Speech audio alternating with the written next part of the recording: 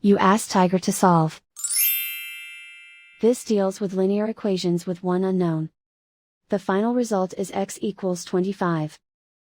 Let's solve it step by step. Simplify the expression. Multiply the fractions. Expand the parentheses. Simplify the arithmetic. Break up the fraction. Find the greatest common factor of the numerator and denominator. Factor out and cancel the greatest common factor.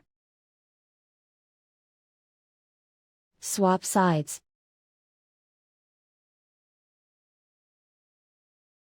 Group all constants on the right side of the equation.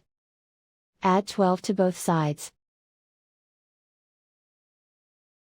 Simplify the arithmetic.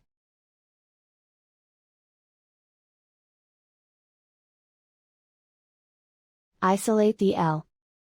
Multiply both sides by inverse fraction 5/4. Group like terms. Multiply the coefficients.